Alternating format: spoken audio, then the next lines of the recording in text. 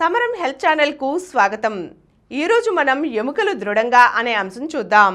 Calcium కలిగిన ఆహారాన్ని సరిపడా తీసుకోనప్పుడు ఎముకల సాంద్రత తగ్గుతుంది.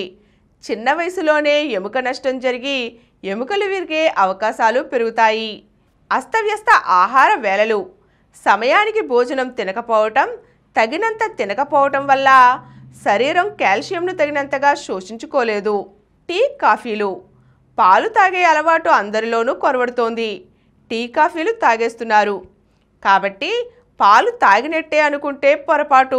టీ, కాఫీల్లో ఉండే ఫైలేట్స్ కాల్షియంను శరీరం శోషించుకోనివ్వకుండా అడ్డుకుంటాయి. కాబట్టి పాలు తాగుతూ ఉండాలి. వ్యాయామం వల్ల ఎముకల పటుత్వం పెరుగుతుంది. బాల్యంలో, యుక్త వయసులోనే కాక వృద్ధాప్యంలోనూ వ్యాయామాలను దైనందిన జీవితంలో భాగం చేసుకోవాలి. మద్యపానం, ధూమపానం.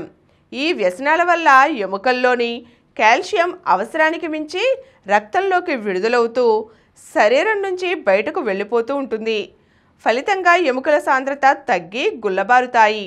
వయసు పైబడే కొద్దీ ఎముకలు పలుచనై బలహీనపడతాయి. అలాగే కొందరిలో తల్లిదండ్రుల్లో ఎముకలు గుల్లబారే సమస్య ఉంటే పిల్లలకు వంశపారంపర్యంగా రావచ్చు.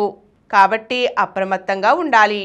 ఈరోజు మనం ఎముకలు దృఢంగా ఉండాలంటే కాల్షియం సరిపడా తీసుకోవడంతో పాటు ఎటువంటి జాగ్రత్తలు తీసుకోవాలో తెలుసుకున్నాం కదండి. మరో చక్కని అంశంతో మళ్ళీ కలుద్దాం. ఈ కార్యక్రమం మీకు ఎంతో నచ్చింది కదా.